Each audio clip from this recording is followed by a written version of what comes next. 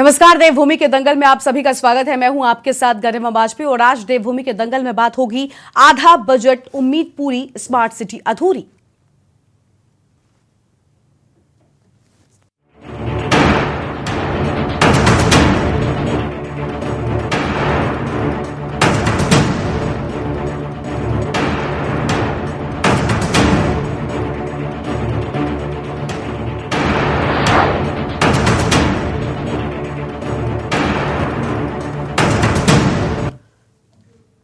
शहरों को स्मार्ट बनाने के उद्देश्य से लाई स्मार्ट सिटी परियोजना के तहत स्मार्ट सिटी देहरादून को केंद्र ने बड़ा झटका दिया है।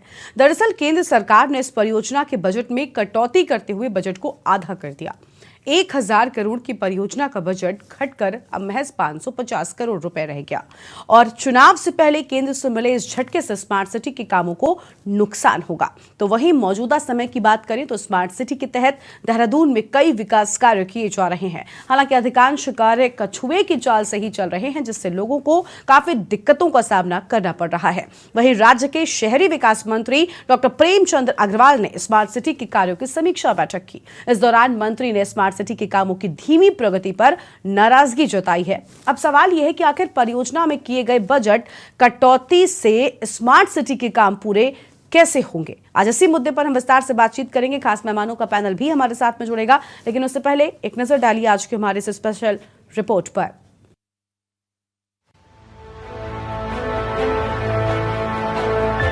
प्रधानमंत्री नरेंद्र मोदी के ड्रीम प्रोजेक्ट स्मार्ट सिटी के तहत उत्तराखंड को बड़ा झटका लगा है। दरअसल केंद्र सरकार ने इस परियोजना के बजट में कटौती करते हुए बजट को आधा कर दिया है। 1000 करोड़ की परियोजना का बजट घटकर अब 550 करोड़ रुपए रह गया है। चुनाव से पहले केंद्र से मिले इस झटके से स्मार्ट सिटी के कार्यों को नुकसान होगा। तो वहीं मौजूदा समय की बात करें तो स्मार्ट सिटी के तहत देहरादून में कई विकास कार्य किए जा रहे हैं। हालांकि अधिकांश कार्य कछुए की चाल से ही चल रहे हैं, जिससे लोगों को काफी दिक्कतों का सामना करना पड़ रहा है। जगह जगह सड़कें खोदी गई हैं, जिस पर चलना लोगों के लिए मुश्किल हो गया है। तो वहीं बजट कटौती के बाद ये स्मार्ट सिटी के कार्यों पर सवाल उठने लगे हैं। ड्रीम प्रोजेक्ट प्रधानमंत्री जी का है, स्मार्ट सिटी का है। देहरादून को भी कहा गया था कि स्मार्ट सिटी बनाएंगे, लेकिन जो हालत देहरादून की है, महानगर की मैं देखता हूँ सड़कें खुद ही पड़ी हैं, सड़कों में पानी भर जा रहा है, उसकी कोई जांच नहीं हो रही। कई जगह सड़कों पर यह स्थिति है कि आप अगर देखेंगे तो 3-3, 4-4 महीने उन सड़कों को खुदे हुए हो गए हैं और कहीं कुछ नहीं हो रहा है। अब आपने अगर बजट उसका दिया था तो क्या वजह है कि आपने उस बजट को कम कर दिया? मतलब उसकी वजह भी तो बताइए ना। कहीं ना कहीं सीधे सीधे तौर पर मैं ये समझता हूँ कि जो राज्य सरकार है उसकी नाकामी है और जो अधिकारी है वो काम नहीं करना चाहते। मुझे लगता है वो वही काम करते हैं जहां से उनको लगता है कि उनकी अर्निंग होगी।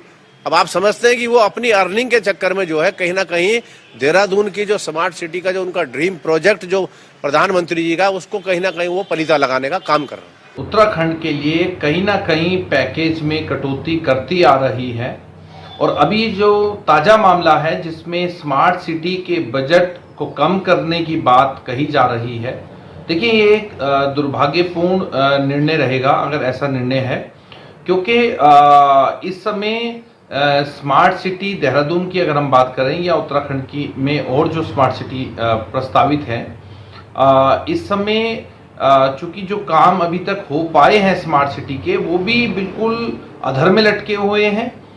सड़कें खुदी हुई हैं, गड्ढे हैं बड़े बड़े और तारें लटक रही हैं पूरे शहर में। तो कहीं ना कहीं अगर बजट की ऊपर से और कमी हो गई और जिस प्रकार से रवैया रहा है अधिकारियों का और नगर निगम और एमडीडीए की जो भूमिका इसमें संलिप्तता दिखाई दी, उससे ये साफ जाहिर होता है कि इस पूरे मामले में अगर पैसा भी कम कर दिया गया, आर्थिक दृष्टिकोण से फंड को घटा दिया गया, तो ये बिल्कुल भी उत्तराखंड के हित में नहीं होगा, उत्तराखंड वासियों के हित में नहीं होगा और कहीं ना कहीं इससे जो चीजें हैं वो अधर में रहेंगी। नहीं, निश्चित रूप से उत्तराखंड राज्य के अंदर अगर आप देखेंगे तो इन 23 वर्षों के अंदर उत्तराखंड ने विकास के कई सोपान स्थापित किए हैं और अब इस कड़ी में कई तरह के प्रोजेक्ट उत्तराखंड राज्य के अंदर प्रारंभ हुए हैं। केंद्र सरकार से माननीय नरेंद्र भाई मोदी का जो अपनत्व है उसके कारण स्मार्ट सिटी भी उसी में आता है और स्मार्ट सिटी के लिए पर्याप्त मात्रा में वर्तमान में धन उपलब्ध है। अगर किसी कारणों से किसी मद में कटौती की गई है तो राज्य सरकार, केंद्र सरकार, राज्य सरकार के अनुरोध पर केंद्र सरकार पर पुनर्विचार भी कर सकती है। बता दें कि दून स्मार्ट सिटी प्रोजेक्ट के तहत देहरादून में कई कार्य किए जा रहे हैं, जिसके तहत स्मार्ट स्कूल, ई कलेक्ट्रेट, कमांड सेंटर जैसे अन्य कार्य किए जा रहे हैं जो कि पूरे हो चुके हैं। जबकि sewerage line, smart toilet, Doon library, पेयजल आपूर्ति, पलटन बाजार सौंदर्यीकरण, स्मार्ट पोल लगाने जैसे अनगिनत काम अभी अधूरे चल रहे हैं। तो वहीं राज्य के शहरी विकास मंत्री डॉक्टर प्रेमचंद अग्रवाल ने स्मार्ट सिटी के कार्यों की समीक्षा बैठक की। इस दौरान मंत्री ने स्मार्ट सिटी के कार्यों की धीमी प्रगति पर नजर जताई है। साथ ही अधिकारियों को कार्यों में तेजी लाने के निर्देश भी दिए हैं। ये जगह जगह गड्ढे हो रहे हैं, चलने फिरने में परेशानी हो रही है चलने, और ट्रैफिक बहुत हो रहा है, ट्रैफिक बहुत है। हाँ, किस तरह से इस काम को और गति पकड़नी है, क्योंकि आने वाला टाइम फिर हमारे यहाँ बरसात का भी है, उस दौरान काम होते भी नहीं है। कुछ काम ऐसे हैं कि जो दिन में नहीं हो सकते, ट्रैफिक बहुत ज़्यादा है, वहाँ हमें रात को करना हो तो रात को करें। तो ये सारे निर्देश मेरे द्वारा दिए गए हैं। उम्मीद कर रहा हूँ जल्दी हम लोग इसमें आगे बढ़ेंगे। कुल मिलाकर प्रधानमंत्री नरेंद्र मोदी के ड्रीम प्रोजेक्ट स्मार्ट सिटी से जनता को काफी उम्मीदें हैं, लेकिन देहरादून में इस परियोजना के तहत चल रहे कार्य लोगों को सुविधा देने की बजाय उनकी मुश्किलों को बड़ा कर रहे हैं। टूटी सड़कें आए दिन हादसों को बढ़ावा दे रही हैं, तो वहीं अब इस परियोजना के तहत चल रहे कार्यों पर ही सवाल खड़े हो गए हैं।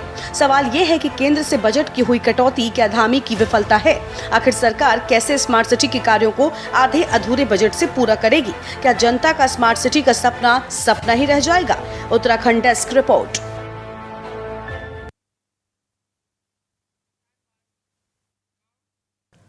और आज इसी स्मार्ट सिटी के अधूरे कामों को लेकर हम विस्तार से बातचीत करेंगे। खास मेहमानों का पैनल हमारे साथ में जुड़ चुका है। सबसे पहले उनसे आपको हम रूबरू कराते हैं। हमारे साथ में आज विनोद सुयाल जी है, प्रदेश प्रवक्ता भारतीय जनता पार्टी की ओर से जुड़े हुए हैं, और राजेश चमोली जी हमारे साथ में हैं, प्रदेश प्रवक्ता कांग्रेस पार्टी की ओर से। साथ ही संगीता शर्मा जी हैं, प्रदेश प्रवक्ता आम आदमी पार्टी की, और पीसी थपलियाल साहब वरिष्ठ यूकेडी के नेता हैं, और साथ ही कुलदीप राणा जी आज हमारे साथ में जुड़ेंगे, वरिष्ठ पत्रकार हैं, जो कि हमारी चर्चा में आगे जुड़ेंगे। फिलहाल आप सभी मेहमानों का बहुत बहुत स्वागत है। आज की चर्चा की शुरुआत करेंगे हम विनोद सुयाल साहब के साथ में। विनोद साहब, स्मार्ट सिटी पूरा चाहिए, बजट अधूरा क्यों फिर? विनोद जी अनम्यूट करें, उसके बाद अपनी बात पूरी करें।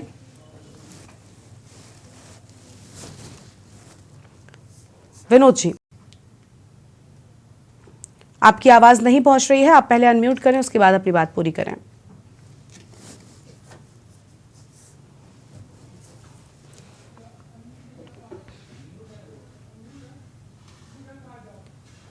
विनोद जी, आपकी आवाज़ नहीं आ रही है, आपके पास वापस लौटेंगे। सबसे पहले मैं आपकी ही प्रतिक्रिया हालांकि चाहती थी, क्योंकि सरकार की ओर से कदम उठाया गया है। राजेश चमोली साहब हैं, प्रदेश प्रवक्ता कांग्रेस के, उनसे जोड़ लेते हैं। राजेश जी, क्या कहना है सरकार के इस कदम पर? क्योंकि केंद्र सरकार की ओर से जो मदद मिली थी स्मार्ट सिटी के लिए, अब वो आधी हो गई है। एक तरफ ये कह रहे हैं कि प्रदेश का पूरा विकास करेंगे, लेकिन आधे बजट से कैसे संभव होगा? ऐसा है गरिमा जी, देखिए भारतीय जनता पार्टी का जो चरित्र है वो है ठगों। ये ठगने में विश्वास रखते हैं, जनता को ठगने का काम करते हैं, चाहे वोटरों को ठगने का काम करते हैं। इन्होंने हर किसी को ठगाया, चाहे युवाओं को नौकरी के नाम पे ठगाया है, महिलाओं को महंगाई की सस्ती करेंगे महंगाई के नाम पे ठगाया, जनता को हर झूठे वादे जो ये कर सकते थे सत्ता पाने के लिए, वो इन्होंने किया है।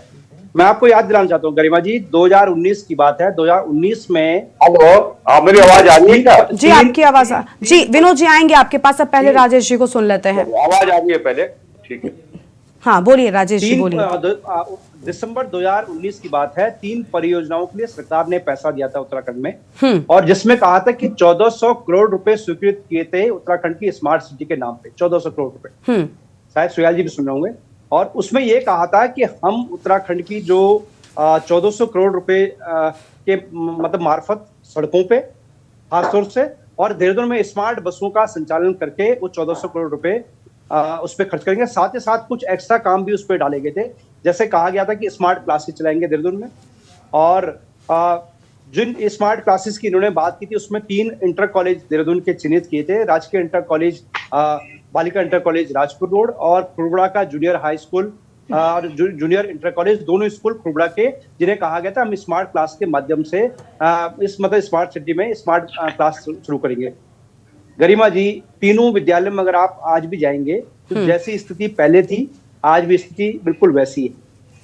बात थी सड़कों को ठीक करने का, कम से कम 1100 करोड़ रुपए इन्होंने सड़कों के चौड़ीकरण और कहा कि हम सड़कों को बिल्कुल ऐसा चमचमाती हुई सड़कें बनाएंगे जैसे शिवराज सिंह चौहान जी मध्य प्रदेश में कहते हैं कि हमारी सड़कें अमेरिका से अच्छी है, वैसी सड़कें इन्होंने यहाँ पे उत्तराखंड में देहरादून के सरकार ने कहा था हम सड़कों को चमचमाएंगे। आप किसी भी सड़क पे चले जाए, चाहे आप चकत्ता रोड नगर चले जाइए, चाहे आप राजपुर रोड से लेके झारखंड की तरफ चले जाइए, आप चाहे कर्णपुर के चारों तरफ चले जाइए, विधानसभा के चारों और हरिद्वार बाईपास से लेके जोगीवाला से लेके किसी भी सड़क की हालत अगर आपको दुरुस्त मिल जाएगी गरिमा जी, तो सुया जी भी यहाँ पे बैठे हैं, ऐसे इसको लिखा रही है पूरी सड़कें।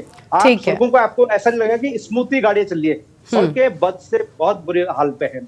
बिजली का इन्होंने कहा था कि हम बोले, आप अपनी बात रखिए। सुया जी मैं आपको याद दिला रहा हूं क्योंकि आप भूल जाते हैं ना अक्सर। ठीक है, अभी आपस में बात नहीं, अब आपस में नहीं, अपनी अपनी बात रखिए ताकि जनता समझ सके।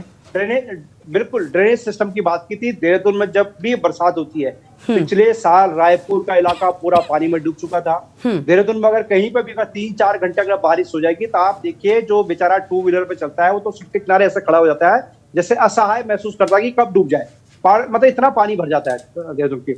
आप पलटन बाजार को देख लीजिए कैसा, मतलब पलटन बाजार की बात की हम बहुत अच्छा स्मार्ट मतलब पलटन बाजार रहेगा क्योंकि पलटन बाजार देहरादून का हृदय हुआ करता था और जिसको इन्होंने बद से बदसूरत कर दिया। ठीक है। अब विनोद साहब की जब आवाज आ रही है ना राजेश जी, तो उनसे ही जवाब ले लेते हैं, विनोद साहब से ही जवाब लेते हैं। विनोद जी, अभी आपने सुना यहाँ पर राजेश जी ने बड़ी बातें कही, और देखिए ऐसा नहीं है कि सिर्फ राजेश जी कह रहे हैं, आप आज ये भी कहकर बच नहीं सकते कि ये तो विपक्षी हैं, इनका काम है आरोप लगाना, इनका काम है ये सारी बातें करना।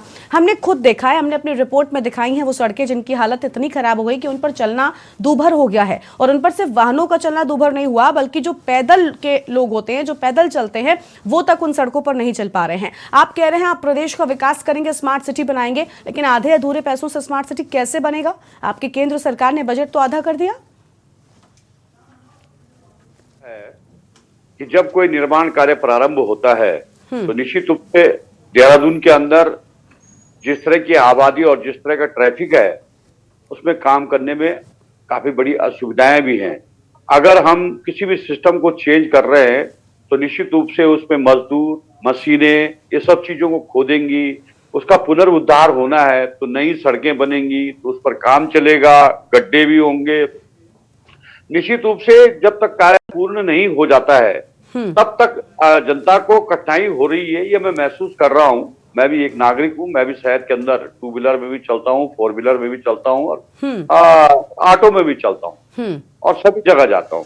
इसलिए ये कहना अभी जल्दबाजी होगी कि सड़कें खराब कर दी, ये खराब कर दिया, क्योंकि नहीं तो लेकिन साहब आधे अधूरे काम हुए हैं। आपने जिन सड़कों को बनाने के लिए जो पहले से बनी सड़कें खोदी, जिनको खराब किया गया, ना तो नई सड़कें बनी और जो थी पहले से उन्हें भी तोड़ दिया गया। तो ऐसे में जनता के सामने समस्याएं हैं, ऐसी सड़कें लोगों के सामने हादसे लाकर रख देती हैं, लोग हादसों का शिकार हो जाते हैं, तो लोग परेशान होंगे तो अपनी बात तो कहेंगे ना।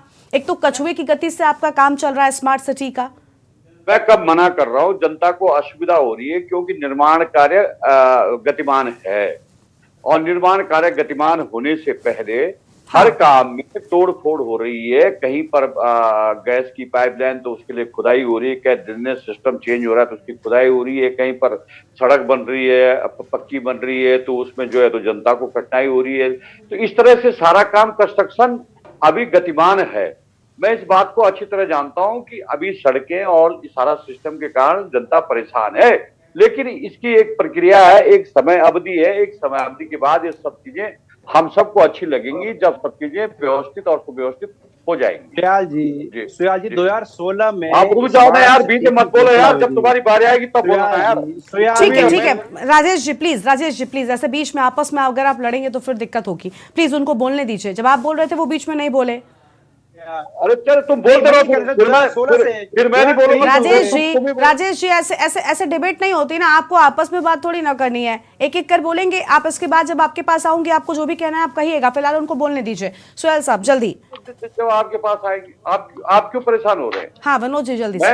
मैं मैडम ये कह रहा था, और जहां तक रही पैसे की कटौती की बात, तो प्रत्येक मद है, ये प्रत्येक कार्य है, उसके लिए निर्धारित बजट है कि इस बजट में इतना पैसा खर्च होना है ना, आवश्यकता के अनुरूप वो पूरा पैसा आ रहा है ना। और सरकार भी, राज्य सरकार भी लगातार इसकी मॉनिटरिंग कर रही है। हमारे शहरी विकास मंत्री, मुख्यमंत्री जी को लेकर अधिकारियों के साथ इस पर वार्ता कर रहे हैं। लेकिन थोड़ा कठिनाई इस बात की है कि शहर के अंदर आबादी इतनी ज्यादा है कि हर समय ट्रैफिक को भी नहीं रोका जा सकता है, रात्रि में ही काम होने, इसके कारण जनता को असुविधा हो रही है। उस असुविधा को मैं समझता हूँ, और धीरे धीरे ये सारी कठिनाइयां दूर होंगी जब सारा काम अच्छे से अच्छा हो जाएगा। ठीक है, हम इंतजार कर रहे हैं कि वो धीरे धीरे आपका कितने धीरे धीरे चलेगा, क्योंकि हम देख पा रहे हैं एक तो पहले ही कछुए की गति से काम चल रहा था और अब तो बजट भी आधा हो गया है। ऐसे में जब बजट आधा है तो काम आखिर तेज स्पीड से कैसे चल पाएगा, ये एक बहुत बड़ा सवाल है। हालांकि आपने बिल्कुल पहले ही इस बात को मान लिया, तो अब मैं आपसे क्या ही सवाल पूछूं, जब आप कह रहे हैं कि हाँ मैं मानता हूं कि जनता को असुविधा हो रही है, क्या आप जनता को सुविधा देने के लिए सरकार में आए थे? बातें बड़ी बड़ी, दावे बड़े बड़े, और जनता को सुविधा आखिर क्यों, ये भी एक बड़ा सवाल है। खैर, हमारे साथ में और भी मेहमान हैं, यूकेटी के प्रवक्ता हमारे साथ में हैं, वरिष्ठ यूकेटी के नेता हैं पीसी थपलियाल साहब। थपलियाल जी, अभी आपने सुना विनोद जी कह रहे हैं कि भाई मैं मानता हूं जनता को असुविधा हो रही है, लेकिन ये असुविधा कोई आज की नहीं है, यह असुविधा पिछले कई महीनों से, मुझे लगता है सालों से चली आ रही है, क्योंकि स्मार्ट सिटी बनाने के नाम पर शहर की उन सड़कों को भी तोड़-फोड़ दिया गया जो सड़कें पहले से ठीक थी, दुरुस्त थी। अब ऐसे में इतनी धीमी गति से स्मार्ट सिटी का काम हो रहा है जिसके चलते लोग इन बदहाल सड़कों के में हादसों का शिकार हो जाते हैं, और अब बजट आधा हो गया। आपको लग रहा है कि इसकी स्पीड बढ़ेगी, तेज गति से काम हो पाएगा, जिसकी बात विनोद सुयाल साहब कह रहे हैं? देखिए, अगर हम इतिहास पे जाते हैं, कभी देहरादून का वो सपना देखते हैं कि देहरादून उत्तर प्रदेश का सबसे सुंदर शहर होता था, और इस देश की सबसे प्रमुख संस्थाएं इस देहरादून में स्थापित हुई हैं, जिसमें कि चाहे IIMA रहा हो, चाहे यहाँ पे ONGC रहा हो, चाहे यहाँ पे फॉरेन रिसर्च इंस्टीट्यूट रहा हो, नेशनल हाइड्रोग्राफिक ऑफिस रहा हो, तमाम सरकारी, इतने सरकारी संस्थान पूरे उत्तर प्रदेश में किसी भी शहर में नहीं है जो उत्तराखंड में, देहरादून में थे। और जब मेरा राज्य बना, और राज्य बनने के बाद जिस तरह से मैंने कहा कि माफिया परस्त राजनीति का उदय इस राज्य में हुआ, तो हम लोग माफियों के ग्रिप में आ गए, और माफियों ने ये सुंदर शहर को शूर्पणखा के रूप में बदल दिया। अब इस शूर्पणखा पे कितना भी ये लिपस्टिक पाउडर लगाएंगे, ये सुंदर होने वाली नहीं है। और इन नन्हे मुन्ने जिनका की पूरा हट्टा कट्टा दिल्ली में बैठा हुआ है, अभी बोल रहे थे कि बड़ा हमारे लिए बड़ी मोहब्बत है, प्रेम है, अब हम देखते हैं कि वो हमें और पैसा देगा कि नहीं देगा। लेकिन वो पैसा कहां से देगा दिल्ली का इनका मालिक, क्योंकि ऑलरेडी देश की अर्थव्यवस्था जर्जर हो चुकी है, और वो जर्जर व्यवस्था के कारण इनको सबसे कमजोर, और जिसको ये सरकार समझती ही नहीं है, नन्हे मुन्नों की सरकार, जिसमें नन्ना मुन्ना, ऐसा नन्ना मुन्ना कि अगर आप जिस मंत्री की बात कर रहे हैं, जिसको जिम्मा है शहरी विकास का, वो खुद ही इतना भस्मासुर बन चुका है, जिसको चाहे मारे, गाड़ी उल्टी चलाए, सीधी चलाए, किसी को भर्ती कर ले, किसी को अज्ञता के हथियारों को संरक्षण दे, ऐसा व्यक्ति जिसके उसका बाल बांका नहीं कर सकते, तो क्या कर पाएंगे ये लोग जो यहाँ पे क्या क्लेम करेंगे कि ये तो खाली इनका मुख्यमंत्री यही कह सकता है कि 2025 में हम इसको स्वर्ग बना देंगे, हम ये उत्तराखंड का दशक है, ये इसमें तमाम चीजें हम उत्तराखंड के लिए कर रहे हैं, और धीरे धीरे कर रहे हैं, कैसे करें। लेकिन ये सच है कि इन लोगों के बूते के बाहर है इस राज्य का विकास की एक दिशा देना। और जहां तक सवाल है कि उत्तराखंड में जिस तरह से अभी ये हम इनके प्रवक्ता कह रहे थे, तो देहरादून अगर योग्य नेतृत्व हो मैडम, तो इन पैसों से ही इसको सुंदर बनाया जा सकता है, क्योंकि MDDA ने इस देहरादून का बदसूरत बना दिया। MDDA का भ्रष्टाचार चरम सीमा पे है, और वो सफेद हाथी हमारे देहरादून को निगल चुका है। इस तरह उसने गली गली में जो फ्लैट बनाए हैं, ये लोग क्या कर सकते हैं, उनका ये कुछ नहीं बिगाड़ सकते। ये कह सकते हैं, इनका प्रवक्ता कह सकता है कि हमारा नियंत्रण है हमारी सरकारी एजेंसी पे? नहीं है, कतई नहीं है। ये लोग तो केवल वसूली करते हुए पैसा जमा करा रहे हैं।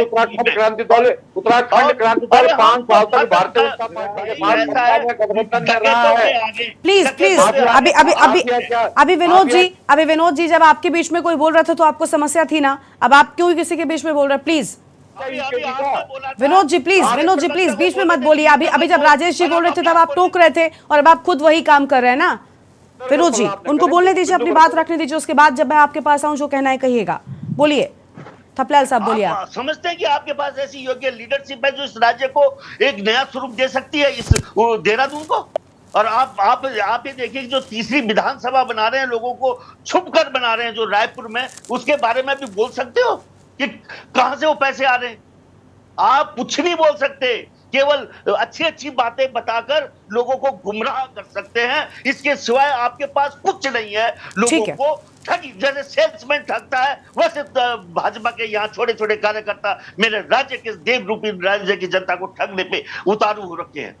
ठीक है, यानी थपलियाल साहब आपको भी लग रहा है कि देखिए अगर बजट आधा हो गया तो ऐसे में स्पीड तो और ज्यादा आधी हो जाएगी। पहले ही परेशान है प्रदेश की जनता कि आखिर प्रदेश का विकास कब होगा। स्मार्ट सिटी बनाने के दावे थे, स्मार्ट सिटी की बात हो रही थी, लेकिन अब बजट जब अधूरा है तो ऐसे में काम पूरा भला कैसे होगा। संगीता शर्मा जी हैं, उनके पास चलते हैं, उसके बाद कुलदीप जी के पास जाएंगे। संगीता जी, आप भी राजनीतिक पार्टी हैं और इस बार के चुनावों में आपने भी जमीन तलाशने की कोशिश की, इसलिए उत्तराखंड की जमीन से जुड़ी हर खबर पर हम आपकी भी प्रतिक्रिया जरूर लेते हैं। आप ये बताइए कि अभी देखा आपने कि एक तरफ स्मार्ट सिटी की बात, दूसरी ओर बजट केंद्र सरकार ने आधा कर दिया है और हम लगातार देख भी रहे हैं कि एक तरफ ये चर्चा भी हो रही है। आपसे कुछ दिन पहले मैंने इस बात पर डिबेट की थी कि आखिर मुख्यमंत्री धामी लगातार दिल्ली जाते हैं, वो प्रदेश के लिए नई सौगातें लेकर आएंगे, नए शहरों को बसाने के लिए उनकी मुलाकातें हो रही हैं प्रधानमंत्री के साथ। लेकिन नए शहर तो तब बसेंगे ना जब पहले से बसे हुए शहरों का आप विकास कर लेंगे, जब उनमें मूलभूत सुविधाएं डेवलप कर लेंगे, जब उनको ठीक कर लेंगे। आपको भी लग रहा है कि समस्या है, और जब बजट आधा तो काम पूरा कैसे होगा भला? देखिए गरिमा जी, जब 2019 में स्मार्ट सिटी का प्रोजेक्ट शुरू हुआ त्रिवेंद्र रावत की सरकार में, तो इसको 2022 में पूरा करने का वादा हुआ था कि स्मार्ट सिटी 2022 में पूरा हो जाएगा।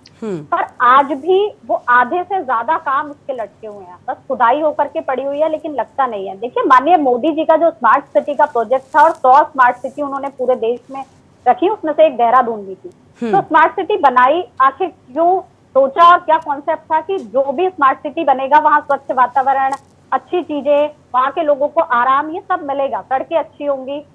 लेकिन उसके विपरीत ही काम हो रहा है। और मैं गरिमा जी 2022 की बात करूं, जिस समय वहां सोनिका जी जो है वो सीईओ थी स्मार्ट सिटी प्रोजेक्ट की, तो उस समय 1000 करोड़ रुपए का बजट पारित हुआ, उसमें से स्वीकृत कर दिया गया 497 करोड़, और जो खर्च करना था वो आप सोचिए कि 443 करोड़ रुपए ही खर्च हो पाए। तो काम में इतनी हिला हवाली है कि जो बजट स्वीकृत भी होता है, पास भी हो जाता है, उसके बाद वही बजट खर्च नहीं हो पा रहा, काम में स्पीड ही नहीं है, क्योंकि काम करने की तेजी ही नहीं है। तो आप सोचिए जो ये हिला हवाली का नतीजा है, उसी के स्वरूप ये जो बजट है वो आधा हो गया। केंद्र सरकार को लग रहा है देहरादून का स्मार्ट सिटी अब स्मार्ट बन ही नहीं सकता, तो इसलिए बजट पैसा देना ही बेकार है, क्योंकि यहाँ की जो सरकार है, यहाँ के जो अधिकारी हैं, उनके बस की बात नहीं है कि वो देहरादून को स्मार्ट सिटी बना ले। एक विजन, एक ब्लूप्रिंट इनके पास है ही नहीं कि किस तरीके से काम किया जाए। आप सोचिए क्या भारत देश में अच्छे इंजीनियरों की कमी है, अच्छे लोगों की कमी है, जो स्मार्ट सिटी कोई इतना बड़ा हवा नहीं हो गया गरिमा जी, जो वो काम पूरा नहीं हो सकता। जिस तरह से बार बार कहा जाता है वहाँ भीड़ बहुत है, वहाँ लोग बहुत हैं, तो भाई आपको कोई खाली जगह थोड़ी दी जाएगी गरिमा जी, आप लीजिए इसको खुदाई करके स्मार्ट सिटी बना दीजिए। जब भी कोई काम होता है तो वो उस लोगों के बीच ही किया जाता है, या उन लोगों को उठा के कहीं शिफ्ट कर देंगे कि भैया खाली पड़ा है, आप काम कीजिए। तो काम बिल्कुल, लेकिन ये बातें तो उस वक्त भी सोचनी चाहिए ना जब इस तरह की घोषणाएं हो जाती हैं कि इस ड्यूरेशन के अंदर हम अपना काम कंप्लीट कर देंगे। ये बातें उस वक्त आपको नहीं पता होती क्या कि हम आखिर किस लोकेशन पर काम कर रहे हैं, वहां पर लोगों की आबादी कितनी है, इस सब की जानकारी आपको पहले से रखनी चाहिए, घोषणाएं करने से पहले होनी चाहिए। खैर संगीता जी आपके पास आते हैं, कुलदीप जी के पास जाएंगे।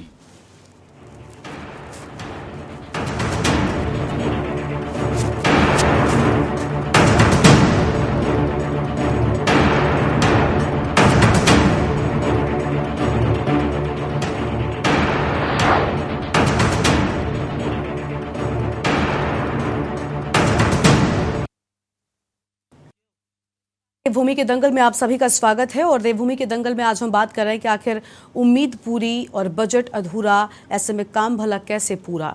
और इसी पर लगातार बातचीत करने के लिए हमारे साथ में खास मेहमानों का पैनल भी बना हुआ है। हमारे साथ में वरिष्ठ पत्रकार कुलदीप राणा जी हैं, उनके पास चलते हैं। इस बार उन्हीं से शुरुआत करते हैं। कुलदीप साहब, आपने सबकी बात सुनी, आप थोड़ा देरी से जुड़े, लेकिन जब बीजेपी के प्रवक्ता बोल रहे थे तो उनका ये कहना था कि भाई हम मानते हैं जनता को असुविधा हो रही है, लेकिन क्या आपको लग रहा है, क्योंकि अब से कुछ दिनों पहले जब मैंने इस विषय पर चर्चा की थी कि मुख्यमंत्री की मुलाकातें हो रही हैं, तो बीजेपी के प्रवक्ता ने बड़े जोर शोर के साथ कहा कि भाई क्षेत्र के विकास के लिए, प्रदेश के विकास के लिए ही मुलाकातें हो रही हैं। अगर मुख्यमंत्री पीएम से मिल रहे हैं तो कुछ ना कुछ लेकर ही आएंगे। ऐसा नहीं होता कभी कि कुछ मिले ना प्रदेश को। लेकिन प्रदेश का जो बजट है स्मार्ट सिटी का, उसको आधा कर दिया केंद्र सरकार ने। आपको लग रहा है कि अब भला ये काम पूरा हो पाएगा? क्योंकि पहले ही इसके काम की जो गति थी वो कितनी तेज थी, मुझे लगता है आप तो खुद प्रदेशवासी हैं, आपसे बेहतर कौन समझेगा। देखिए, नमस्कार। देखिए गरिमा, ये जो विषय आपने उठाया है आज, हाँ। इस विषय पर कई बार हम लोग कई चैनल के माध्यम से ही बैठे हैं, बिल्कुल। और हमने इन विषयों को लेकर के काफी चर्चाएं भी की हैं। ये बेहद निराशाजनक है। और जिस तरह का घटनाक्रम हुआ है, केंद्र सरकार ने जिस तरह से बजट में कटौती की है, ये कहीं ना कहीं स्मार्ट सिटी के कार्यों को कटघरे में खड़ा करती है। 2021 में जब तीरथ सिंह रावत मुख्यमंत्री बने, तो मैं एक छोटा सा घटनाक्रम है, स्मार्ट सिटी के अंतर्गत देहरादून में एक बाजार, फेमस बाजार है पलटन बाजार। तो उस बाजार में 200-250 मीटर का जो पैच है, उसका कोई 20-22 करोड़ का बजट था उसमें। वहां उसके सौंदर्यीकरण से लेकर के अंडरलाइन डक्ट पड़नी थी, उसमें बिजली के पोल, बिजली की लाइनें अंडरग्राउंड होनी थी, इसका सौंदर्यवर्धन, क्योंकि एक इतिहास रहा है पलटन बाजार का। तो वो, और जब कोरोना था, तो क्योंकि हम लोग मीडिया के लोग थे, तो मीडिया के लोगों की मूवमेंट हुआ करती थी, तो हम अक्सर वहाँ, ये जो क्लॉक टावर है बटन बाजार के पास, अक्सर कई पत्रकार इकट्ठा हो जाया करते थे, और हमने स्मार्ट सिटी के कार्यों को वहां से शुरू होते हुए देखा। मेरे पास मेरे फोन में वो तमाम फोटोग्राफ्स भी हैं जब वो काम शुरू हुआ था वहां पे, ठीक है। और उसके बाद धीरे धीरे चीजें बढ़ती गई, और तत्कालीन सीईओ स्मार्ट सिटी के आशीष श्रीवास्तव, जो कि तत्कालीन मुख्यमंत्री के बेहद चहेते थे, और अचानक जब मुख्यमंत्री बदले और पुष्कर सिंह धामी आए, तो वो सीईओ कहाँ चले गए उत्तराखंड से, इस पर कोई सवाल नहीं उठा रहा। वो देहरादून के डीएम भी थे, वो स्मार्ट सिटी के सीईओ भी थे, और एमडीडीए के वीसी भी थे। मतलब 3-3 चार्ज उनके पास था एक साथ, सिर्फ इसलिए कि स्मार्ट सिटी को बेहतर तरीके से जल्दी पूरा किया जाए। उन्होंने क्या पूरा किया, इसमें तो आने वाले समय में चीजें निकल के आएंगी, और हम चाहेंगे कि आप कभी इस पर चर्चा भी कीजिएगा। लेकिन कामों की गति को लेकर के उन्होंने एक बार घोषणा की कि हमने स्मार्ट सिटी के कार्यों की 100% निविदाएं आमंत्रित कर दी हैं, हमने सारे टेंडर कर दिए हैं। और इस चीज पर भारत सरकार ने उनको पुरस्कृत भी किया था, बताइए, पुरस्कार भी मिला है, ठीक है। और आलम यह है कि 2021 में जब मुख्यमंत्री तीरथ सिंह रावत मुख्यमंत्री थे, और तीरथ सिंह रावत ने, क्योंकि यह बड़ा विषय हो रहा था, तो पलटन बाजार का औचक निरीक्षण किया, तो सीईओ उस निरीक्षण से गायब थे, वो मुख्यमंत्री के सामने नहीं आए। और तत्कालीन मुख्यमंत्री ने काफी नाराजगी जताते हुए उन लोगों को 30 अप्रैल तक का समय दिया था कि 30 अप्रैल तक आप ये पलटन बाजार का सिर्फ जो 200-250 मीटर का पैच है, इस काम को पूरा कर देंगे, ठीक है। आज 2021 के बाद 2023 आ गया है, अप्रैल गुजर करके मई आ गया है, ठीक है। पलटन बाजार की स्थिति जस की तस है। अलबत्ता वो स्थिति इतनी ज्यादा खतरनाक हो गई है कि वहां जो लोहे के एंगल निकले हुए हैं, जो जिस तरह की वहां गुणवत्ताहीन टाइलों का उपयोग किया गया है, सड़कें ऊपर नीचे हैं, लोग गिर रहे हैं, अखबारों में खबरें छपी हैं, तमाम सारी चीजें हैं। समस्या क्या है कि स्मार्ट सिटी का जो प्रोजेक्ट था, इस प्रोजेक्ट की जो मॉनिटरिंग थी, उस मॉनिटरिंग में इतनी हिला हवाली की गई। ये एक बहुत बढ़िया योजना थी जो देहरादून के शहर के सौंदर्यीकरण के साथ साथ इस ऐतिहासिक शहर की आयु को भी बढ़ा देता। हाँ, बिल्कुल। और और यहाँ कई ऐसी परियोजनाएं हैं। यहाँ परेड ग्राउंड के पास इन्होंने कहा कि हम रेन वाटर हार्वेस्टिंग का प्रोजेक्ट बना रहे हैं, और उन्होंने वहां कम से कम 250-300 मीटर रेडियस का एक गहरा गड्ढा भी खोदा है उन्होंने यहाँ पे। उसके बाद वो कवर अप हो गया, अब तो वहाँ थोड़ा उन्होंने सौंदर्यीकरण वगैरह कर दिया, लेकिन वो रेन वाटर हार्वेस्टिंग कहाँ हुई, उसके पैसे कहाँ गए, कोई पता नहीं। पलटन बाजार का 21 करोड़ रुपए का बजट कहाँ गया, कोई पता नहीं है। इसी रोड पे अंडरलाइन डक्ट पड़नी थी, वो डक्ट कहाँ पड़ी, कितनी पड़ी, कोई पता नहीं है। ठीक है, और ऐसी वो तमाम सारी चीजें हैं। आश्चर्य की बात यह है कि प्रधानमंत्री के ड्रीम प्रोजेक्ट को लेकर के इतनी ज्यादा हिलावाली है, जबकि हम देखिए यही उत्तराखंड है और यही केंद्र सरकार के अन्य प्रोजेक्ट भी चल रहे हैं, जिनमें केदारनाथ का प्रोजेक्ट है, जिनमें बद्रीनाथ का प्रोजेक्ट है, जिसमें कर्णप्रयाग रेल लाइन का प्रोजेक्ट है, जिसमें ऑल वेदर रोड का प्रोजेक्ट है। अभी मैं भाजपा के प्रवक्ता को भी सुन रहा था, वो कह रहे थे कि भीड़ भाड़ का है, सब कुछ है। तो भाई ऑल वेदर रोड में तो सबसे ज्यादा गाड़ियां चलती हैं, सबसे ज्यादा कुछ चलता है, उसके बावजूद भी उन्होंने इतने बढ़िया तरीके से इतने समय पे काम पूरा कर दिया, और कुछ लिमिटेड जगहों पर ही पैच बचे हुए हैं। मैं पिछले बार लेकिन कुलदीप जी आखिर ऐसा हुआ क्यों? क्योंकि हमने देखा कि जैसा आपने खुद ही बात कही कि वहां पर तो काम हो गया, आखिर ये स्मार्ट सिटी के प्रोजेक्ट में इतनी हिला हवाली कैसी हुई? क्योंकि सरकार यहाँ पर राज्य सरकार और केंद्र सरकार एक ही पार्टी की है, तो ऐसे में तो मुझे लगता है जब ऐसा होता है, समीकरण अच्छे बैठते हैं, जो बजट होता है आसानी से मिल जाता है, फिर आखिर क्या वजह है कि काम पूरा नहीं हो रहा है? एक तरफ केंद्र सरकार ने बजट दिया, बाद में आधा कर दिया, क्यों आखिर इस तरह की चीजें हुई? लापरवाही किस स्तर पर हुई है? धीमी गति तो रही है, सब जानते हैं, लेकिन ये बजट वापस लेने तक पड़ गया, ऐसा क्यों हुआ आखिर? देखिए, मैं यहाँ पर देखिए पुष्कर धामी की स्थिति बड़ी, जो वर्तमान सीएम है पुष्कर धामी, उनकी स्थिति बड़ी दुविधापूर्ण है। हाँ। क्योंकि ये जो किया धरा है ये उनके पूर्ववर्तियों का है, है ना, और जो खामियां उनके दौर में हुई, अब उनको संभालना इनको पड़ रहा है। समस्या यहाँ ये है। ठीक है, उस वक्त जब ये काम शुरू हो रहा था और तत्कालीन मुख्यमंत्री त्रिवेंद्र सिंह रावत के चहेते अधिकारियों ने जो इसमें खेल किया, और उस समय तत्काल वहाँ राजपुर के जो विधायक हैं और उसके अलावा ये आपका नगर निगम के जो मेयर हैं, कोई कार्यक्रम ऐसा नहीं है, कोई चीज ऐसी नहीं थी जब इनकी स्मार्ट सिटी को लेकर के सोशल मीडिया पर फोटो नहीं छाई रहती थी कि आज इसका उद्घाटन, आज इसका शिलान्यास किया, आज इसका निरीक्षण किया। तो रोज स्मार्ट सिटी का निरीक्षण होता था, रोज स्मार्ट सिटी का निरीक्षण।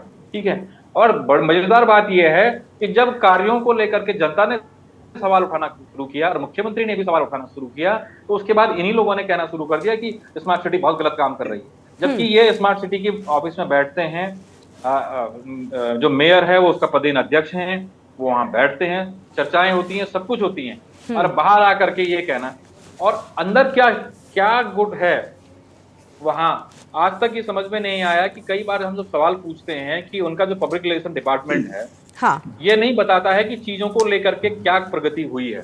जी, पूरा शहर इन्होंने इस तरह से तहस नहस कर दिया। 1400 करोड़ रुपए कहाँ जो बजट के हैं वो कहाँ लैप्स हो रहे हैं। ठीक, और यानी जानकारी साफ तौर पर कहीं ना कहीं दी नहीं जाती। लेकिन देखिए, हम सवाल भी इन्हीं से करेंगे क्योंकि सरकार इनकी है, तो जवाब इनको देना पड़ेगा। बिल्कुल, वही मैंने कहा ना कि पुष्कर सिंह धामी की स्थिति इतनी दुविधापूर्ण हो गई है कि एक तरफ तो पार्टी है, पूर्ववर्ती नेता है, और दूसरी तरफ ये चीज है, और प्रधानमंत्री को भी जवाब देना है। बिल्कुल बिल्कुल बिल्कुल। विनोद साहब से लेकिन इस पर जवाब ले लेते हैं। विनोद साहब पहले ये कहकर बच गए थे। विनोद साहब, कम से कम ये तो मत कहिएगा, क्योंकि अगर आप ये कहेंगे कि हम मान रहे हैं जनता को असुविधा हो रही है, तो उस जनता के मन में बहुत सारे सवाल उठेंगे, उसे पछतावा भी होगा जिसने आपको वोट देकर यहाँ पर बिठाया है। बिल्कुल कुलदीप साहब, मैं आपको सुनती हुई सवाल पूरा कर दूं सुयाल साहब का, तो कम से कम आप जवाब दीजिए। अभी कुलदीप साहब ने भी कहा कि गति कितनी धीमी रही, लापरवाहियां कितनी हुई, ये किसी से छिपा नहीं है, प्रदेश की जनता जानती है। और मैं इस जवाब की आपसे उम्मीद नहीं कर रही हूँ कि आप कह देंगे कि जनता को परेशानी है, ये मैं जानता हूं, क्योंकि सोचिए उस जनता के बारे में, उस प्रदेश की जनता के बारे में जिसने आपको वोट देकर सत्ता पर में लेकर आई। जो जवाब दीजिएगा उससे पहले कुलदीप साहब की एक बात सुन लेते हैं। मैं एक बात मैं कहना चाहूंगा। हाँ। अभी कुछ महीने पहले उत्तराखंड की विधानसभा की कमेटी ने भी इसका निरीक्षण किया। हाँ। और उसने भी इस पर सवाल उठाए हैं। हमारा तो कहना यह है कि जो भारत सरकार की शहरी विकास विभाग है, उसके मंत्री एक कमेटी बनाएं और वो कमेटी आकर के यहाँ स्मार्ट सिटी के कार्यों के निरीक्षण कर ले। ठीक है, दूध का दूध और पानी का पानी हो जाएगा। बिल्कुल बिल्कुल बिल्कुल। विनोद साहब, सुना आपने?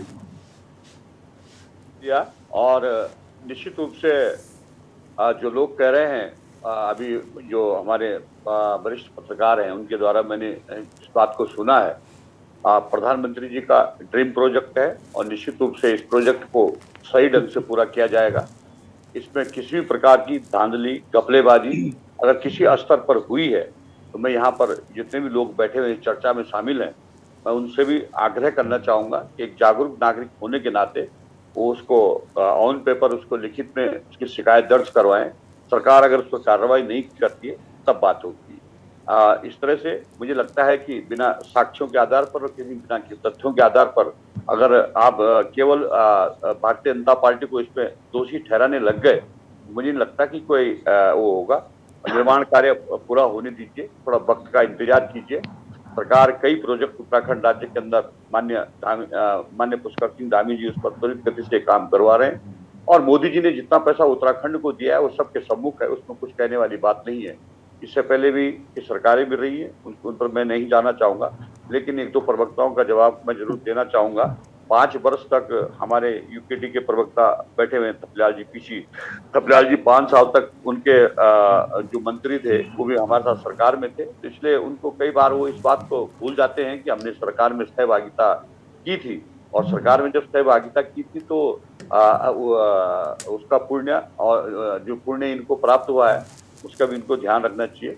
केवल दोषारोपण करके ही काम चलने वाला नहीं है।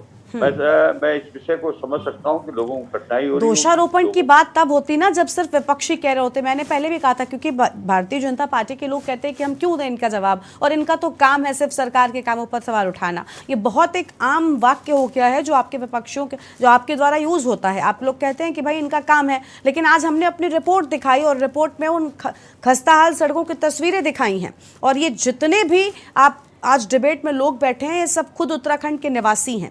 ये किसी भी पार्टी के नेता प्रवक्ता होने से पहले ये निवासी हैं। इनके सामने वो परेशानियां आती हैं। इनके रिश्तेदार, परिवार के लोग, इनके आस पड़ोस के लोग कभी भी हादसे का शिकार हो सकते हैं। ये आप खुद क्योंकि आप भी उसी प्रदेश के रहने वाले हैं, इसलिए हम नहीं चाहते कि प्रदेश की जनता किसी हादसे का शिकार हो। हम चाहते हैं प्रदेश की सड़कें ठीक रहें, स्मार्ट सिटी जिसका वादा आपने किया था वो आप पूरा करें। इसलिए हम ये सवाल आपसे कर रहे हैं। इसलिए मैं कह सकता हूं कि जो अधूरे प्रोजेक्ट है निश्चित रूप से उनको एक समय अवधि के अंदर पूरा किया जाएगा। लेकिन वो समय अवधि तो जो दी गई थी वो तो पहले ही पूरी हो चुकी है। वो तो पहले ही पूरी हो चुकी है। निर्माण कार्यों की कई बार बढ़ जाती है। कार्य कब पूरे होंगे ये हम चाहते हैं ना। ठीक है, हम मानते हैं कंस्ट्रक्शन वर्क में कभी कभी देरी हो जाती है विनोद साहब, लेकिन अगर आपने 1 साल की अवधि निर्धारित की है तो वो देरी 1 साल, 2 महीने, 3 महीने तक सीमित है या मानी जा सकती है। लेकिन अगर 1 साल की जगह 3 साल हो जाए तो मुझे लगता है फिर उसमें किस गति से आप काम कर रहे हैं इस पर कुछ कहना बचा नहीं है। देखिए ऐसा है, मैं आपके टीवी चैनल के माध्यम से कहना चाहता हूं कि अगर समय अवधि के बाद थोड़ा आगे बढ़ी है तो उसको निश्चित रूप से उन विकास कार्यों को पूरा किया जाएगा। अगर कहीं पर धांधली हुई तो निश्चित रूप से अगर किसी पास साक्ष्य और वो है तो उन्हें सार्वजनिक करना चाहिए, ताकि हम भी नहीं चाहते कि भ्रष्टाचार के लिए कोई स्थान हो। लेकिन अगर हम कयास ही लगाएं और केवल हम इस तरह से बोले कि हमें केवल भारतीय जनता पार्टी का विरोधी करना है, केवल हमें चलन हो गई है, ज्वेलर्स हो गई है, बस ये कहने से बचिए क्योंकि हर बार सिर्फ विरोध करना ही सब कुछ नहीं होता। मैंने कहा ना, हर बार विपक्षी सिर्फ विरोध करना ही नहीं चाहते, वो खुद भी चाहते हैं कि उनके आसपास की सड़कें ठीक हो, और आप भी यही चाहते हैं। भले ही आप एक पार्टी के प्रवक्ता, क्योंकि आप सत्ता पक्ष की पार्टी के प्रवक्ता, इसलिए आप शायद ये बात कहने से बचें, आप ना कह पाए टीवी पर, लेकिन चाहते आप भी यही होंगे कि आपके आसपास की सड़कें बिल्कुल ठीक रहें। क्यों कुलदीप जी? जिम्मेदार नागरिक हो और आप भी जहाँ रहती हैं आप भी निश्चित रूप से बिल्कुल यहाँ पर पार्टियों से परे भी कभी-कभी सोच लेना चाहिए। मैं भी जमीन में रहता हूँ, आप भी जमीन में ही रहते हैं, बिल्कुल सभी जमीन में रहते हैं और सभी चीजों का उपयोग करते हैं। हाँ। निश्चित रूप से मैं भी चाहता हूँ कि, और मुझे भी मैं भी चाहता हूँ कि अच्छा हो, लेकिन केवल राजनीति करने के लिए अच्छा ना हो।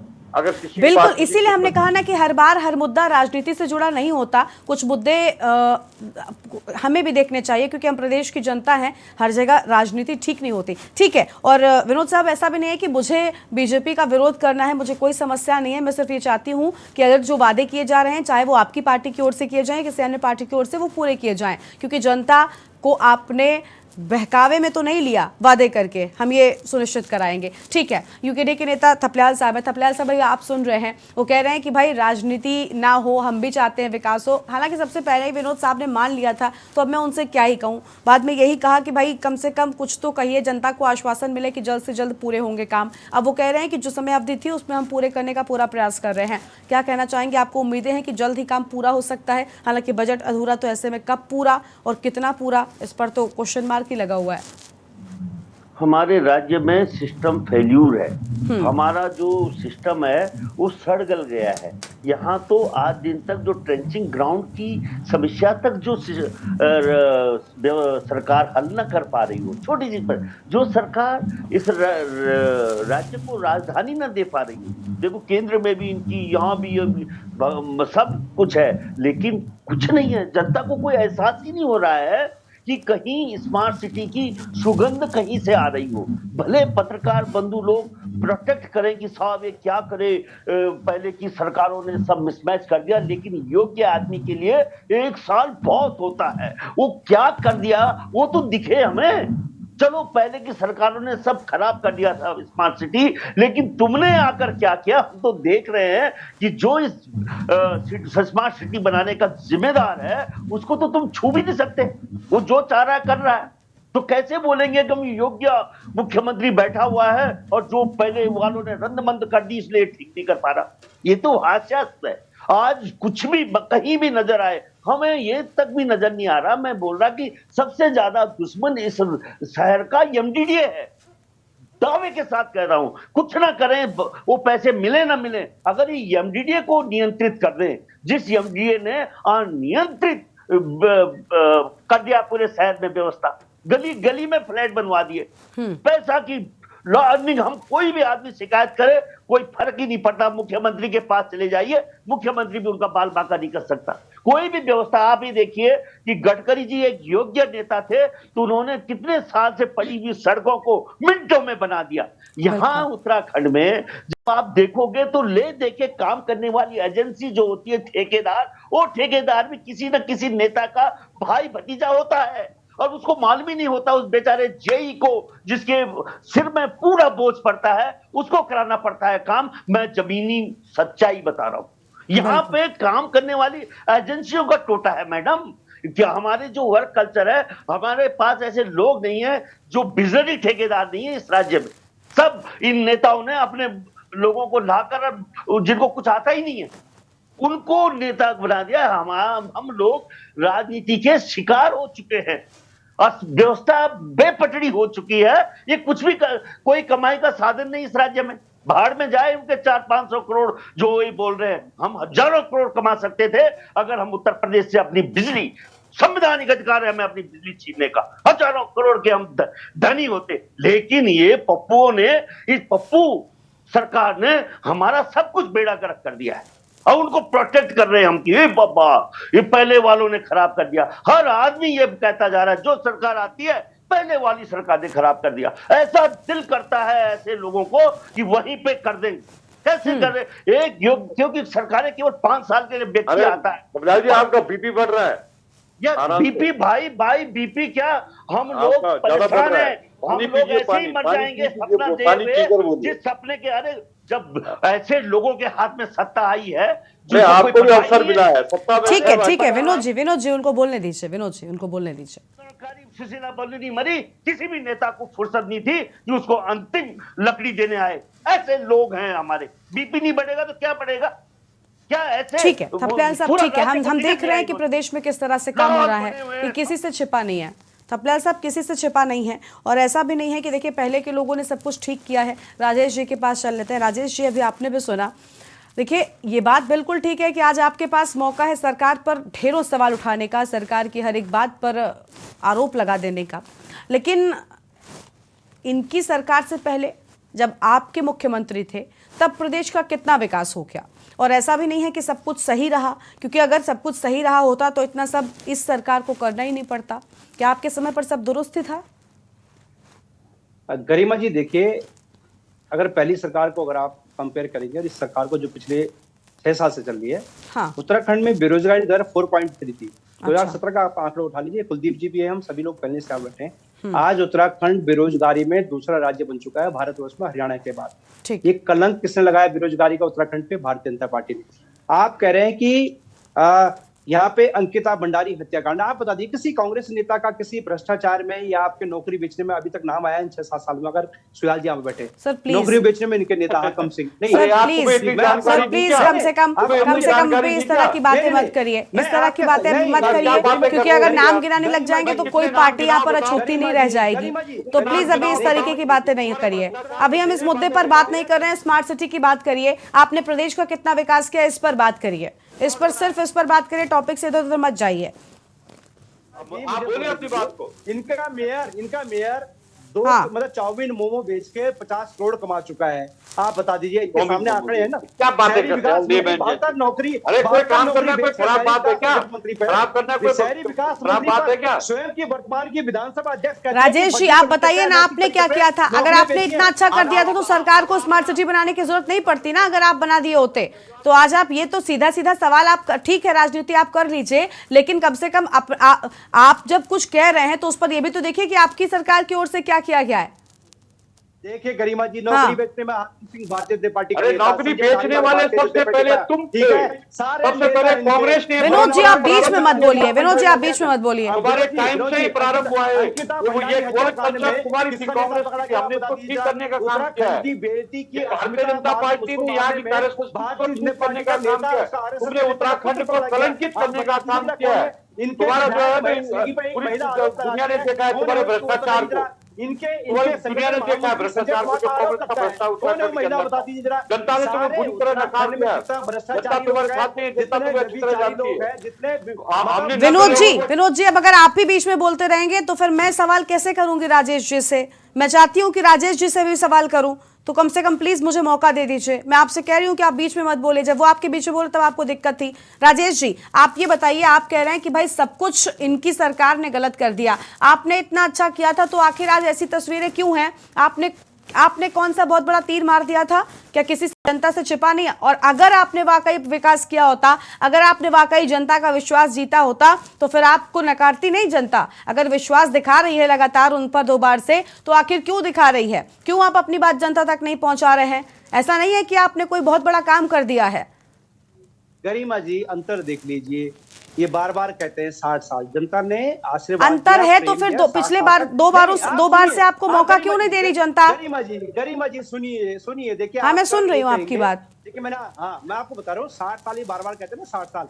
आप प्रातः काल उठने से लेकर रात्रि, सुयाल जी यहाँ पे बैठे, मैं इसलिए बार बार सुयाल जी को अंकित कर रहा हूँ, ये झूठ बोलने में बड़े माहिर है चैनल पे। सुबह से लेकर रात्रि तक जो भी उपयोग करते हैं, खाना पीना, नहाना धोना, सोना, पढ़ना, लिखना, देखना, सब चीज तो कांग्रेस के टाइम पे बना हुआ है। आप एक ऐसा काम बना दिए 2014 के बाद का, जो आपके टाइम पे हुआ, आपके सामने बता दीजिए कि मैं मतलब अपने घर में 2014 के बाद ये चीजें देख रहा हूँ। अरे आपने जो बनी बनाई व्यवस्थाएं थी उनको चौपट करने का काम आपकी सरकार कर रही है। संस्थाएं ओएनजीसी देहरादून में पूरे विश्व भारत वर्ष में ओएनजीसी 10,000 करोड़ रुपए का प्रॉफिट देता था सालाना, आज 9300 के करोड़ के। ठीक है राजेश जी इसका जवाब हम कुलदीप राणा जी से बेहतर समझेंगे। कुलदीप राणा जी वहीं के निवासी हैं और वरिष्ठ पत्रकार भी हैं, वो बेहतर बताएंगे। कुलदीप जी आप सुन रहे हैं ना, राजेश जी कह रहे हैं कि भाई सब कुछ इन्होंने बनाया और बीजेपी आई बिगाड़ना शुरू कर दिया। अगर इतना ही बनाने बिगाड़ने का खेल चल रहा था तो सरकारें क्यों बनती बिगड़ती गई? सरकारें बनने बिगड़ने में ये उलटफेर क्यों हो गया? गरिमा जी राजेश जी जवाब ले लेते ना कुलदीप जी से, आपने बात पूरी कर ली है। देखिए उत्तराखंड में राजनीति और सरकारों के बीच की जो वस्तुस्थिति है वो ये है कि 23 साल की आयु में इस राज्य को मुख्यमंत्रियों की एक लंबी फहरिस्त मिली है, ठीक है। और चाहे अंतरिम सरकार रही हो जिसमें 2 मुख्यमंत्री राज्य को मिले, और एनडी तिवारी के बाद, स्वर्गीय एनडी तिवारी के बाद कोई मुख्यमंत्री ऐसा अभी तक हुआ नहीं है जिसने अपना कार्यकाल पूर्ण किया हो। बिल्कुल व्यक्तिगत स्वार्थों में और राजनीतिक ने इस प्रदेश में राजनीतिक अस्थिरता को पैदा किया, और उन राजनीतिक अस्थिरताओं का कारण ये रहा कि के कारण आज जो राज्य की स्थिति है, राज्य का जो विकास है, वो इस स्तर पर आ चुका है कि ये जो तमाम समस्याएं जिसमें बेरोजगारी और ये तमाम समस्याएं जो निकल करके आ रही हैं, ये उसी का परिणाम है। हम लोग भी उत्तराखंड आंदोलन में भी हम लोगों ने ही पार्टिसिपेट किया, हम लोग स्कूल कॉलेजों में पढ़ा करते थे, और तब चौराहों पर नुक्कड़ों पर ये अक्सर चर्चा होती थी कि अगर उत्तराखंड राज्य बन जाएगा तो उत्तराखंड राज्य की स्थिति क्या होगी, बजट कहाँ से आएगा, पैसा क्या होगा, हमारे पास तो संसाधन नहीं है इतने। तो जिन चीजों को लेकर के चर्चा होती थी वो आज ही मेरे जहन में है कि भाई हमारे पास पर्यटन है, हमारे पास 4 धाम है, हमारे पास नदियां हैं, हमारी जल जंगल जमीन है, ये तमाम इश्यूज, ठीक है। और उस समय जो उत्तराखंड आंदोलन के अगुवा रहे जो नेता रहे हैं, चाहे उसमें यूकेडी के दिवाकर भट्ट हैं जिन्हें फील्ड मार्शल कहा जाता था, या बीजेपी से जनरल खंडूड़ी साहब रहे, या तमाम लोग और कई पुराने लोग, काशी सिंह ऐरी हुए, हम इन लोगों के भाषण सुनते थे और तब लगता था कि नहीं, जब ये राज्य बनेगा तो इस राज्य की स्थिति बड़ी शानदार होगी, हम लोगों के पास एक बेहतर भविष्य का विकल्प था, ठीक है। और हम उसको एक स्वप्न को देख रहे थे और वो स्वप्न हमें बड़ा आनंद प्रदान करता था। अब स्थिति ये हो गई है कि 22 सालों में कि मात्र कुछ 400-450 लोग जो चुन करके आए, जिनमें अब कुछ हैं कुछ नहीं है, कुछ दिवंगत हो गए हैं, ये इन्हीं लोगों की स्थितियों में सुधार आया, ठीक है, और कुछ पूंजीपतियों की स्थितियों में सुधार आया, बिल्कुल। लेकिन राज्य की स्थिति को लेकर के अभी जो आपने बात कही यहाँ पे मैं सुन रहा था, देखिए राज्य बिल्कुल ठीक है, यहाँ पर राज्य में बीजेपी की सरकार है और केंद्र में भी बीजेपी की सरकार है। अभी आम आदमी के प्रवक्ता ने भी प्रधानमंत्री की बात करके उनकी प्रशंसा की, और यूकेडी के प्रवक्ता भी इस बात को कह रहे थे। देखिए, चाहे ऑल वेदर रोड हो, हम तो बद्रीनाथ गए, और मैं आपको एक छोटा सा उदाहरण देता हूँ, यहाँ क्योंकि सब पहाड़ से जुड़े हुए लोग हैं। जब आप जोशीमठ से पीपल कोटी से ऊपर जाते हैं तो एक जगह है पाताल गंगा, वो इतना खतरनाक मोड़ था गरिमा, कि वहां से गाड़ी चलाते हुए ना हाथ पांव सिमट जाते थे भीतर को, तो इतना खतरनाक जगह थी, और नदी बहुत नीचे थी, बहुत दुर्घटनाएं होती थी, ठीक है। हम जब इस बार ऑल वेदर रोड में जब हम बद्रीनाथ जाने का मतलब कम से कम 2 दिन होते थे। हम इतनी शानदार हमने गाड़ी चलाई, इतनी शानदार सड़कें हमें मिली, और पाताल गंगा में मैं खोज रहा था कि यार वो मोड़ कहाँ गया। इतने बढ़िया तरीके से उन्होंने वहां पर टनल बनाई है, इतनी सुरक्षित टनल बनाई है कि ऊपर से जो मलबा आ रहा है वो सीधा नीचे निकल गया, सड़क कहीं बंद नहीं हो रही, ठीक है। हम जो जाते हुए हमने रेल की प्रगति भी देखी कि यार बहुत बढ़िया, तो मतलब एक तरीके से चीजें काम हो रही थी, दिख रहा था, सारी प्रगति दिख रही थी। ये तुलनात्मक है, हम किसी की बुराई नहीं, कोई भड़ास निकालने के लिए नहीं आए हैं, जो वस्तु स्थिति है वो है, ठीक है। केदारनाथ भी जाते हैं, केदारनाथ का पुनर्निर्माण भी देख रहे हैं और रोज देख रहे हैं। बद्रीनाथ में जो रीडेवलपमेंट का काम शुरू हो रहा है उसको लेकर के भी चीजें आ रही हैं, ठीक है। तो जिन जिन कार्यों पर प्रधानमंत्री की नजर है वो कार्य बहुत बढ़िया तरीके से प्रगति कर रहे हैं, लेकिन राज्य में जहां प्रधानमंत्री ने अपने नजर हटाई, जिन प्रोजेक्ट परियोजनाओं पर, उनका हाल क्या है, उनमें स्मार्ट सिटी एक है। ठीक है, यानी केंद्र की योजनाएं तो ठीक तरह से काम कर रही हैं, लेकिन प्रदेश स्तर की जो योजनाएं हैं वो कहीं ना कहीं ठीक तरह से काम नहीं कर पा रही। आप यही कहना चाहते हैं ना? कुलदीप जी, आपकी आवाज नहीं आ रही है। आ रही है। जी, केंद्र की जो योजना राज्य सरकार के पास है, गतिमान है, उनकी स्थिति कटघरे में है। बिल्कुल बिल्कुल, यानी कहीं ना कहीं देखिए राज्य सरकार की कार्यशैली पर भी सवाल उठेगा कि आखिर ऐसा क्यों हो रहा है। केदारनाथ की मॉनिटरिंग केंद्र कर रहा है, वहां हर दिन की पिक्चरें वहां से देखने को मिलती हैं। बिल्कुल। ऑल वेदर रोड की मॉनिटरिंग केंद्र कर रहा है, सारे लोग उन्हीं सड़कों पे जा रहे हैं। बिल्कुल, लेकिन देखिए सवाल उठाएंगे हम प्रदेश सरकार से, क्योंकि प्रदेश की जनता ने प्रदेश सरकार को चुना है, प्रदेश की जनता ने विश्वास दिखाया है और उसे उम्मीद है कि जल्द से जल्द उसके प्रदेश का स्मार्ट सिटी का विकास होगा, उसके प्रदेश में भी स्मार्ट सिटी बनेगा। और ये उम्मीद तब कम हो जाती है जब बजट अधूरा कर दिया जाता है, आधा कर दिया जाता है। आप सभी मेहमानों का बहुत बहुत शुक्रिया आज के हमारे चर्चा में शामिल होने के लिए, अपनी बात रखने के लिए। तो बजट घटने पर बवाल और विपक्ष के लगातार सवाल कि आखिर जब बजट आधा कर दिया गया तो काम भला पूरा कैसे होगा। देवभूमि के दंगल में आज इतना ही। आप देखते रहिए के न्यूज़ इंडिया। नमस्कार।